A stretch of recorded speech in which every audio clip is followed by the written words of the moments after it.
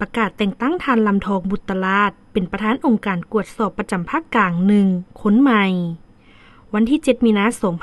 2025องค์การกวดสอบแห่งรัฐได้จัดพิธีประกาศประธานองค์การกวดสอบคนใหม่ประจำภาคกลาง1โดยการเป็นประธานของท่านเวียงทวิศรเทพจันทร์กรรมการสำห้องศูนย์กลางภาคประธานองค์การกวดสอบแห่งรัฐพิธีดังกล่าวทานนางสีตาลไสยวงศ์เพชรหัวหน้ากลุ่มจัดตั้งและพนักงานองค์การกวดสอบแห่งรัฐได้ขึ้นผ่านข้อตกลงของท่านประธานองค์การกวดสอบแห่งรัฐว่าด้วยการอนุมัติให้ท่านคำม้นบัวพันธ์ประธานองค์การกวดสอบประจำภาคกลาง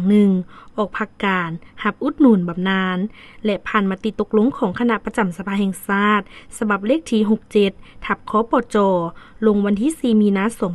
2025ว่าด้วยการแต่งตั้งทานลำทอนบุตรลาดเป็นประธานองค์การกวดสอบประจำภาคกลางคนใหม่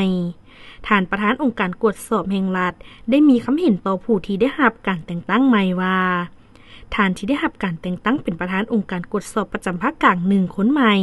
ให้เอาใจใส่เวียกงานศึกษาอบรมการเมืองแนวคิดให้สมาชิกพรรคพนักงานให้มีความนักแน่นมีแนวคิดอุ่นเอียงทุนเทียงเคารพระเบียบกฎหมายระเบียบการปฏิบัติได้จรรยาบรรณนักกวดสอบอย่างเข้มงวดและเอาใจใส่พัฒนาเวียกงานวิชาเฉพาะกวดสอบหันเป็นทันสมัยหันเป็นมืออาชีพให้ก้าวสู่มาตรฐานสากลและรักษาได้หน่วยพักปลอดใสเข้มแข็งและนักแน่น